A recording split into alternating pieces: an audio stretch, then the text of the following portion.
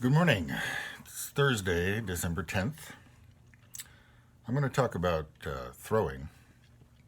When you're throwing, you start with a lump of clay, and you've got the wheel that makes the clay go round and round, and the whole idea is to make something circular. And there's a whole another conversation to have about the tyranny of the circle.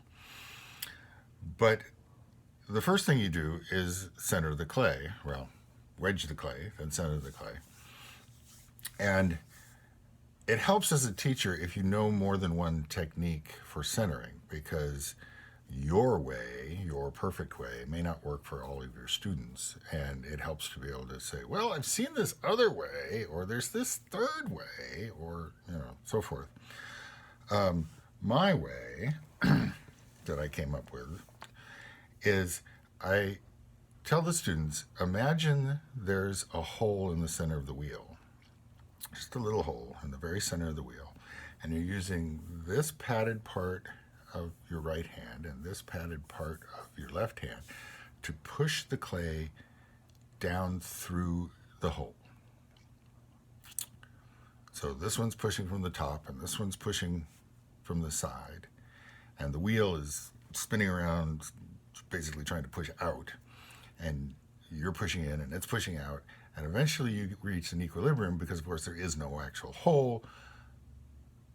And so then you ease up and it's centered. Okay.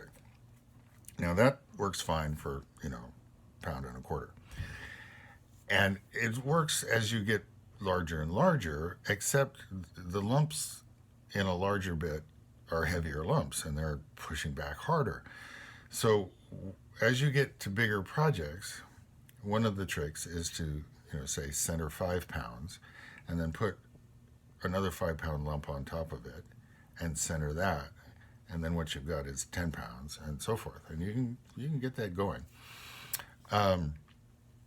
In college, well, actually after college, I once several times had to use a technique where as much as I could center and pull, I still wanted more. And so what I would do is I would center and pull more on a separate wheel and attach that ring of clay to the first part of the pot, particularly after it had set up a bit.